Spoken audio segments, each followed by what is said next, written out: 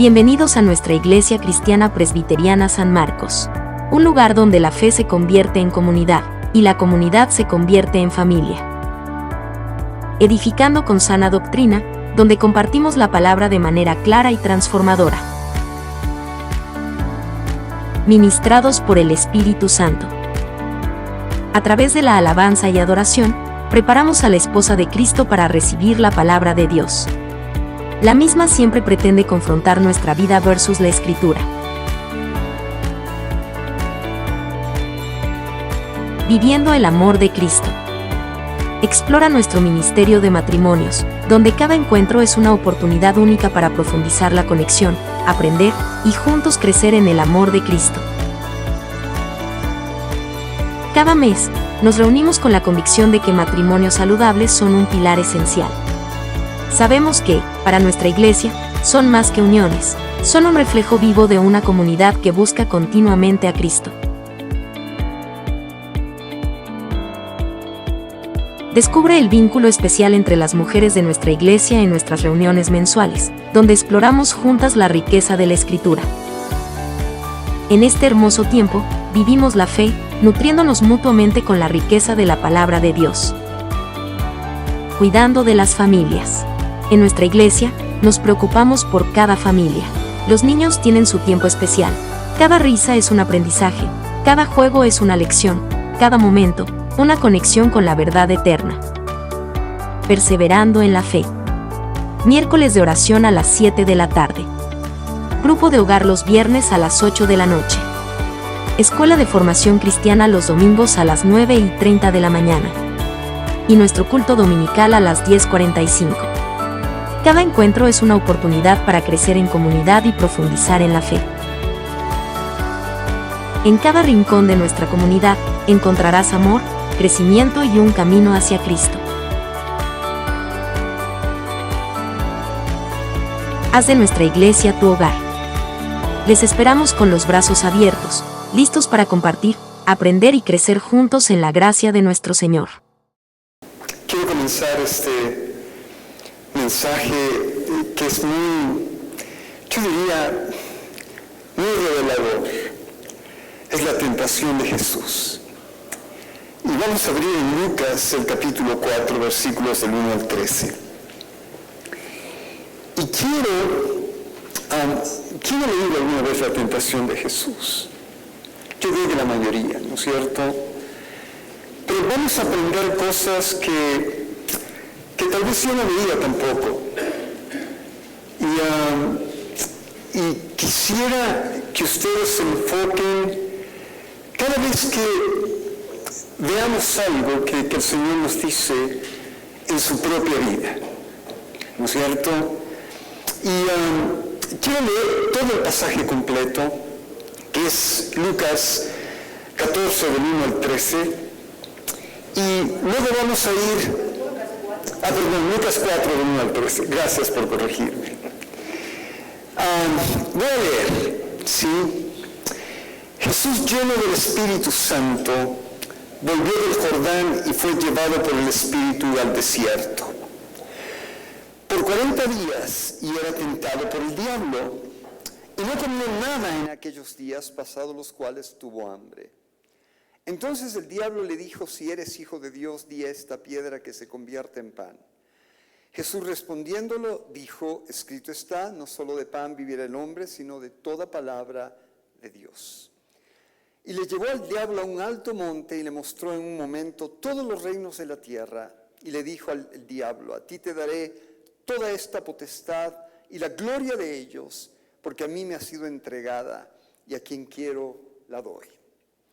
Si tú postrado me adorares, todos estos reinos serán tuyos. Respondiendo Jesús le dijo: vete de mí, Satanás, porque escrito está, al Señor tu Dios adorarás y Él solo servirás. El versículo 9, y le llevó a Jerusalén y le puso sobre el pináculo del templo y le dijo: si eres hijo de Dios, échate de aquí abajo, porque escrito está, a sus ángeles mandará acerca de ti que te guarden. Y en las manos te sostendrán para que no tropieces con tu pie en piedra. Respondiendo Jesús le dijo: dicho está, no tentarás al Señor tu Dios. Y cuando el diablo hubo acabado toda tentación, se apartó de él por un tiempo, nada más.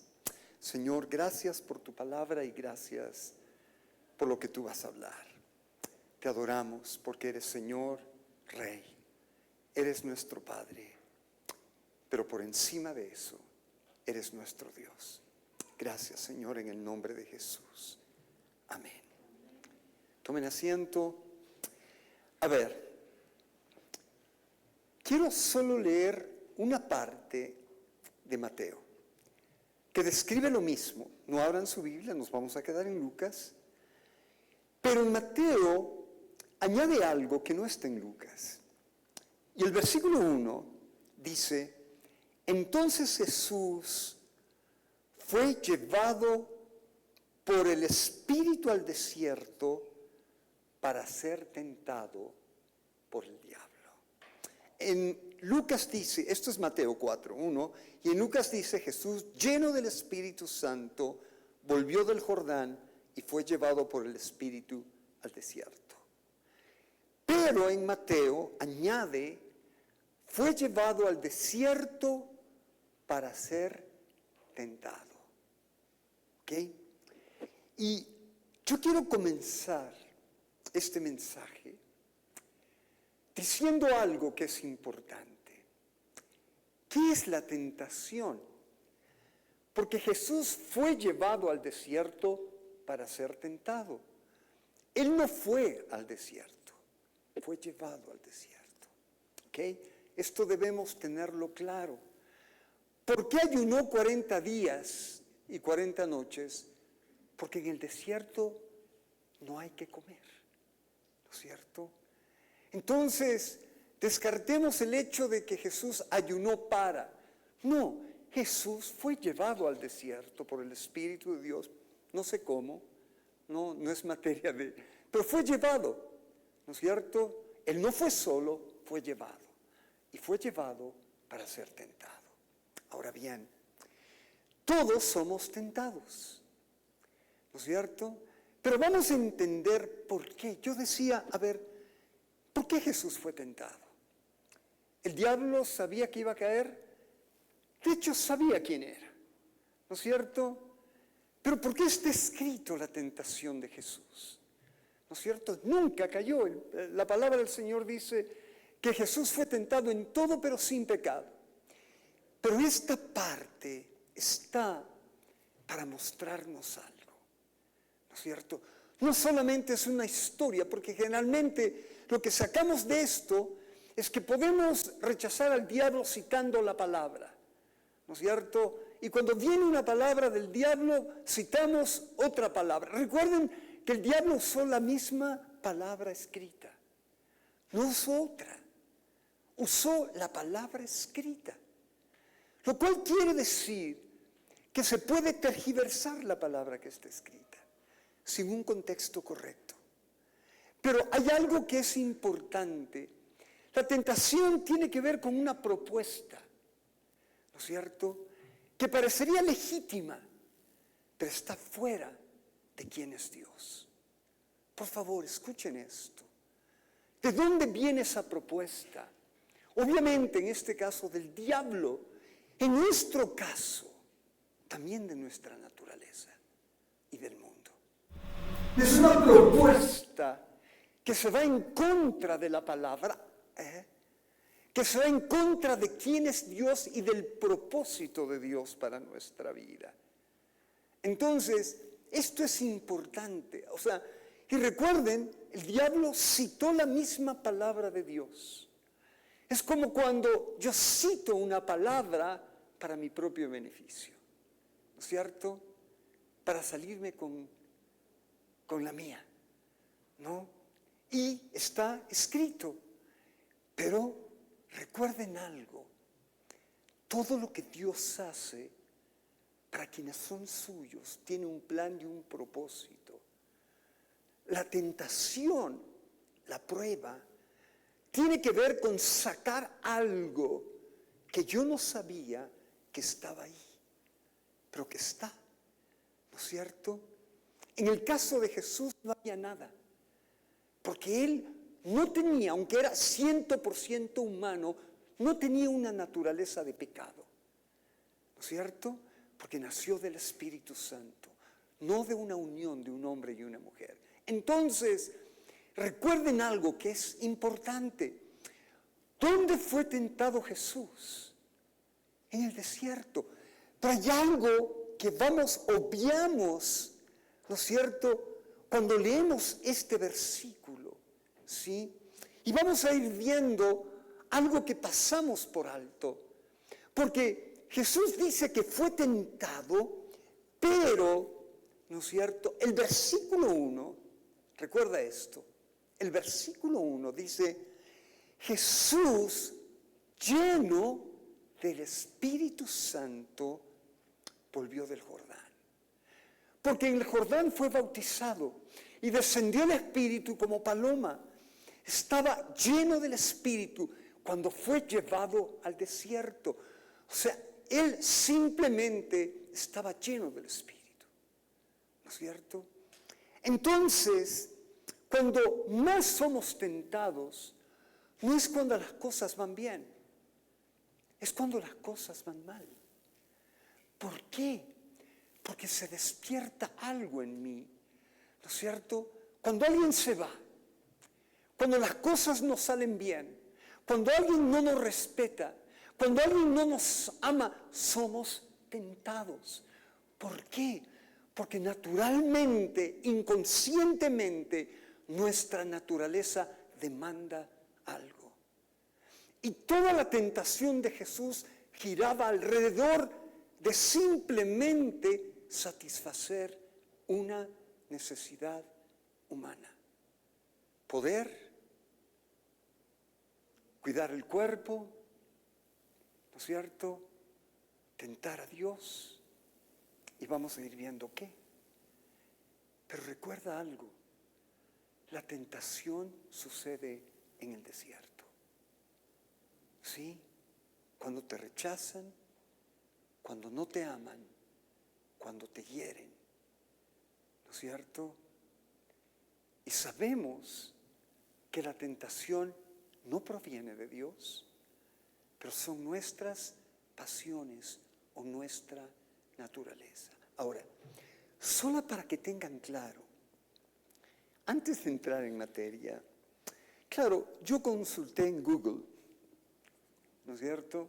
Ahora, o inteligencia artificial, lo que quieran decir, ¿cuáles eran las necesidades básicas del ser humano?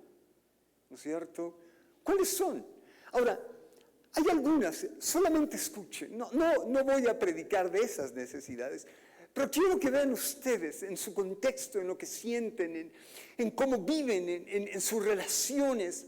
Esto, necesidades fisiológicas, alimento y agua, refugio, salud. Eso es algo que está en nuestra naturaleza buscar. Cuando estamos enfermos vamos al médico, o sea, normalmente. Sociales, amor y afecto, ¿sí? Comunidad, sentimiento de pertenencia y conexión con otros, apoyo emocional, disponibilidad de personas con quienes compartir experiencias y sentimientos, que alguien te ayude, estima, ¿no es cierto? Respeto, sentirse respetado, autoestima, sentimiento de valía personal, reconocimiento, recibir reconocimiento y apreciación por los logros y esfuerzos que hacemos, autorrealización, crecimiento personal, oportunidades para aprender y desarrollarse, creatividad, espacio para expresarse, logros, sentido de propósito. Los logros humanamente dan un sentido de propósito, ¿no es cierto? Y realización a través de metas alcanzadas. Esto es parte de nuestra naturaleza. Nacemos con eso. Nacemos con esa necesidad humana, ¿no es cierto? Y cuando Satanás fue tentado, recuerden, no fue tentado al inicio del desierto, fue tentado al final. 40 días, al final cuando tenía hambre. Recuerden esto. El sinónimo de desierto es ausencia de algo. ¿No es cierto? Es eso. Es simplemente que Dios llevó al pueblo de Israel al desierto para que aprendan a adorar. Y en el desierto les dio lo justo, maná. ¿No es cierto? Pero lo interesante, y repito, es que el maná no podía guardarse. Es decir, vivían con lo justo del día, nada más, ¿no es cierto? Pero quisieron más. ¿Por qué? Porque eso es la necesidad humana, guardar algo por si acaso, tener algo más por si acaso falte, ¿no es cierto? Ser amados, respetados, tener logros, ser reconocido por lo que hacemos en la casa, lavando los platos, limpiando, barriendo, ¿no es cierto? Ser reconocidos, tener a alguien en quien apoyarse, con quien llorar, ¿no es cierto? Que te diga que eso es humano, eso es parte de la naturaleza. Pero Dios te lleva al desierto cuando quiere tratarte, donde a veces no hay amigos, donde a veces la gente se va, donde a veces sientes el rechazo, donde lo que creías que tenías se va en un momento, por una mala decisión, por la situación económica, los amigos se van. Los que creían en el colegio que eran tus amigos por algo, han estado atrás tuyo diciendo algo malo de ti. El amigo o el compañero serruchándote el piso. Y Dios comienza a llevarte al desierto, ¿no es cierto? Y ahí es donde, en la ausencia de, donde Satanás, ¿no es cierto?, te tienta. Pero donde tu carne te tienta. Donde sale lo que realmente hay en tu carne. Porque la verdadera adoración tiene que ver cuando no hay nada. Y Cristo, recuerda, fue al desierto lleno del Espíritu Santo. Lleno, ¿no es cierto? Eso es importante. Estaba lleno. Es decir, uno diría, y yo aprendí, ¿no es cierto?, que tienes que usar la palabra, pero la palabra no tiene sentido si no hay una búsqueda del Señor en ti anterior. ¿No? El Hijo de Dios se prepara para el desierto. Se prepara. ¿Te acuerdas? A mí me encanta toda la figura del Antiguo Testamento, es algo que Dios te enseña para hoy. ¿Se acuerdan las 7 vacas gordas y las flacas? ¿No es cierto? Cuando tenían que ahorrar, cultivar para el tiempo de escasez, ¿no? Y cuando alguien te traiciona, hay escasez, no hay nada. Cuando alguien se va, hay un vacío, no hay nada, ¿no es cierto? Pero Jesús fue lleno del Espíritu. Y esa es la diferencia. No es la palabra, es que hay detrás de esa palabra una vida que ha renunciado, una vida que quiere al Señor por encima de todo, una vida que ha sido tratada por Dios con aflicción, que ha aprendido a llorar, que ha aprendido de sus equivocaciones, que ha visto la mano de Dios, que no sabe la forma, ¿no es cierto?, cómo vivir, porque simplemente Dios le ha mostrado que es Él, una persona que está buscando diariamente no su propio provecho, no que Dios haga lo que le va a llenar, sino buscar a Dios por lo que es, no importa lo que tenga que renunciar. Y nosotros no somos así. Es Dios el que va tratando y enseñándonos. Y a veces nos lleva al desierto y no salimos como Jesús. Salimos destruidos. Salimos angustiados, heridos. Salimos con traumas. Salimos con ganas de venganza. salimos sin esperanza. Y a veces Dios saca lo que hay en ti para que aprendas y entiendas que es a través de los desiertos y en los desiertos donde tú te conoces y en donde realmente encuentras que sin Cristo no vas a poder, no vas a poder. ¿Sí? Y esa es la diferencia de Jesús en el desierto. Él no fue, el Espíritu Santo le llevó, como te lleva a ti a cada desierto que has pasado y pasarás. ¿No es cierto? Pero ahí es cuando debes entender el desierto. Pero ¿sabes algo que es importante? Sí, es Dios el que te enseña. Y comienzas a confiar en tus planes, en tus proyectos, ¿no es cierto? Y en la gente, y en los amigos, y en las relaciones, y dejas a Dios, y tu carne comienza a obrar, porque simplemente si dejas de mirar al Señor, tu carne obra. Si dejas de confiar en Él, tu carne sale. ¿No es cierto? Y fuiste llamado para vivir en el Espíritu y no en la carne. Por eso muchas veces Dios te quita. Dios tiene que enseñarte. Nadie más. Porque si aprendes solamente de alguien que te enseña la palabra, te vas a olvidar. Pero lo bueno es que estás en manos de Dios. Y Dios te va a enseñar. Y te va a enseñar llevándote al desierto. ¿No es cierto? Eso es claro. Entonces, mira, esto es lo que Dios simplemente nos va mostrando. Es impresionante cómo va a llegar un tiempo donde nadie podrá ayudarte.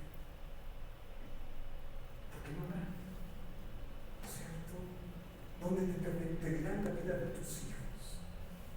Y para no matarlos, tendrás que llegar a Cristo. Y si no estás lleno de Espíritu, si no buscas todos los días del Señor, si no entiendes que es Dios tu respuesta y nada más, simplemente vas a creer que hay algo más importante que Él. Y eso es algo que va a pasar en mayor o menor grado en tu vida. ¿Quién es? Jesús sabía quién era, el Hijo de Dios, llamado para morir. Él sabía que el propósito de su vida era no era satisfacer sus necesidades, era morir en la cruz. Ahora, hay algo más. Recuerden esto. Y dice, ¿no es cierto? Versículo 9. Y le llevó a Jerusalén y le puso sobre el pináculo del templo y le dijo: si eres hijo de Dios, échate de aquí abajo, porque escrito está: sus ángeles mandarán acerca de ti que te guarden. ¿Está escrito eso? Sí, claro, está escrito. Mencionó la palabra. Y en las manos te sostendrán. ¡Wow! Dice, qué chévere, ¿cierto? Aquí haber dicho, bueno, no importa, ¿no es cierto?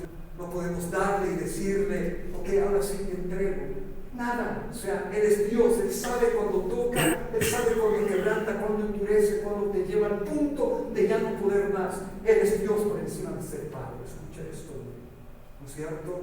Entonces, yo creo que es parte de la enseñanza del desierto de Jesús. Y después de haberlo tentado, se fue por un tiempo, pero luego regresó. Así es que, si has visto la victoria que Dios te dio en tu vida, ¿has visto? ¿Qué? No te confíes. Porque esto es cada día. ¿No es cierto? No puedes dormirte en los laureles. Porque cada día, si ayer fuiste o no, si ayer venciste, le puedes ir a lo más profundo de la derrota. Si ayer dijiste, Señor, gracias, hoy es otro día, es cada día. Cuando reconoces tu naturaleza y te das cuenta que solamente el poder de Dios puede guardarte. ¿Quiénes son los discípulos del Señor? ¿Quiénes son aquellos que le siguen? ¿Aquellos que buscan su propio provecho? Aquellos a quienes Dios les ha enseñado a renunciar a su vida, ¿cierto? A no buscar su propio provecho. Padre, te adoramos, solamente te pido, tu palabra nunca vuelve vacía, que hagas con ella lo que tú has dispuesto. Gracias, Señor, en el nombre de Jesús. Amén. Para otra